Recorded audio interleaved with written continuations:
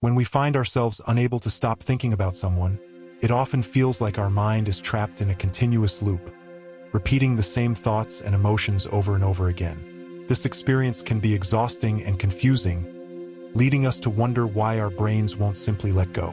The truth is, our minds do not focus randomly on just anyone. Rather, these persistent thoughts are signals that this person represents something deeply significant within our inner world. They may embody unresolved feelings, unacknowledged parts of ourselves, or even reflect a path to growth and self-understanding. Such mental fixation is not a weakness or an obsession, but a meaningful invitation from our psyche to explore deeper layers of our being. Drawing on the ideas of Carl Jung, a pioneering psychologist, we can better understand this phenomenon through the concept of archetypes, universal symbols and patterns that reside in our collective unconscious. According to Jung, certain individuals in our lives trigger these archetypal patterns, serving as mirrors that reveal hidden aspects of our own psyche. When someone becomes a recurring figure in our thoughts, it often means they have activated an archetype within us, compelling us to confront parts of ourselves that may have been suppressed or ignored. This confrontation, although uncomfortable at times, is crucial for our psychological development and individuation, the process by which we become our true, whole selves. Recognizing this inner dynamic transforms the experience from one of frustration and helplessness to an opportunity for profound self-discovery. Instead of feeling imprisoned by these repetitive thoughts, we can begin to observe them with curiosity and compassion. We start to ask ourselves, what part of me is this person reflecting? What emotions or unresolved issues are tied to this fixation? By exploring these questions honestly, we open the door to healing and growth, using the persistent presence of this person in our mind as a guide towards greater self-awareness and emotional freedom. This inner journey of understanding why our minds repeatedly focus on a particular person requires a patient and mindful approach. It starts with increasing our self-awareness to notice the patterns of our thoughts and emotions without judgment. Often, we resist or fight these persistent thoughts, which only intensifies their grip on us.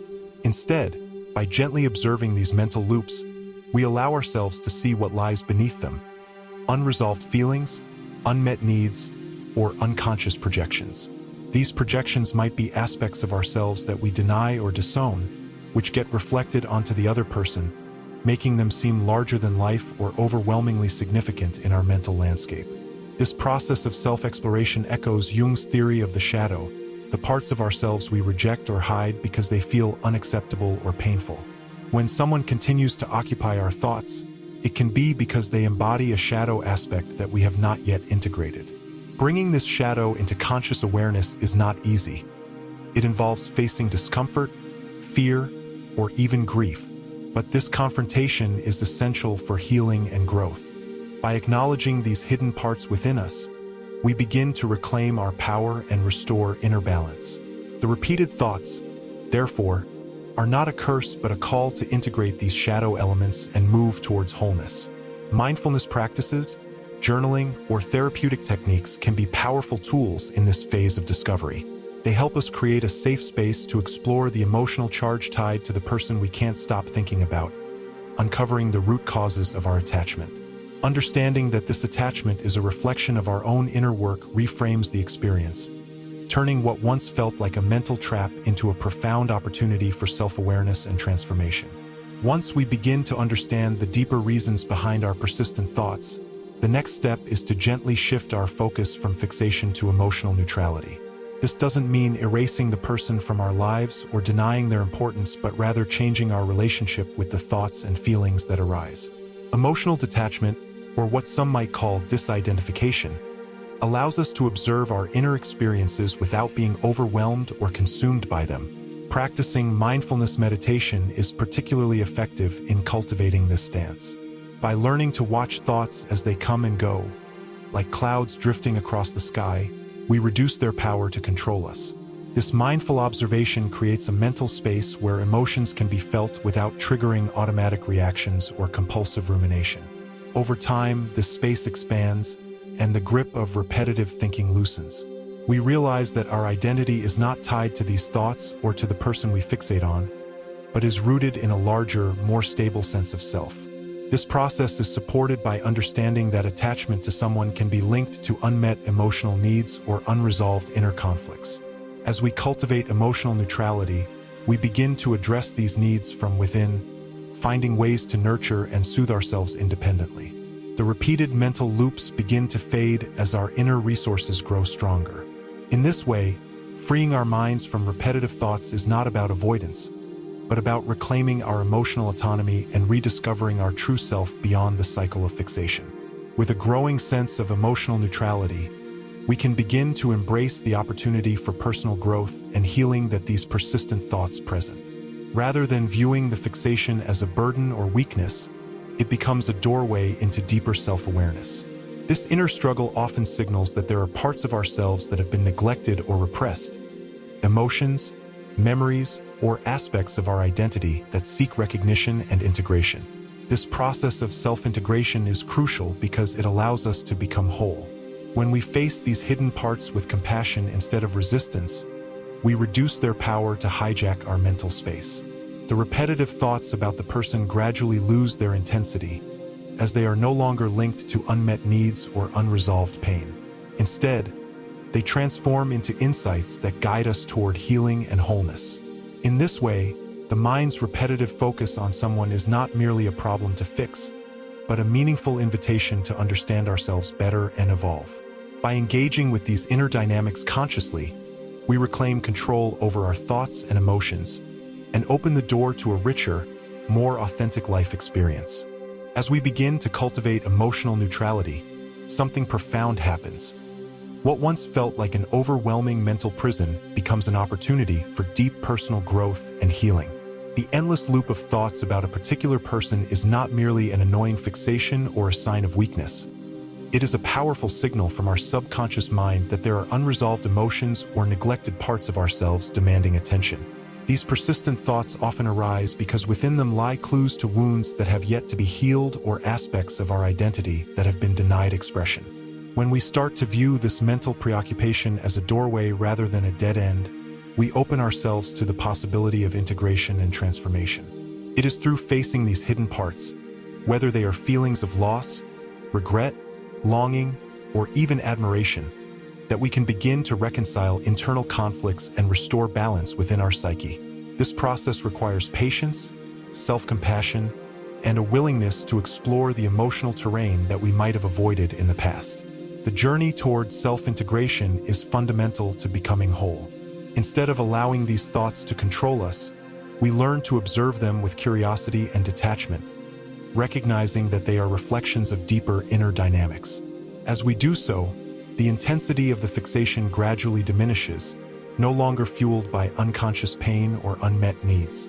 The person occupying our thoughts transforms from an external source of disturbance into a symbol pointing us toward greater self-understanding and emotional maturity. Moreover, this conscious engagement with our inner world reshapes our relationship with ourselves and others. By reclaiming control over our mental and emotional patterns, we break free from the automatic loops of fixation. This liberation empowers us to cultivate healthier boundaries, improve our emotional resilience, and approach relationships from a place of clarity rather than compulsion. In essence, the repetitive focus on someone is not simply a problem to be eradicated, but a meaningful message inviting us to deepen our self-awareness. It calls us to explore the layers beneath our surface thoughts and discover the transformative potential hidden within. Through this process, we not only free our minds from relentless cycles, but also open the door to a more authentic, balanced, and fulfilling experience of life. The next crucial step in freeing ourselves from repetitive thoughts about someone is learning how to gently loosen the emotional attachment that keeps our minds bound to them. This process is delicate and deeply transformative.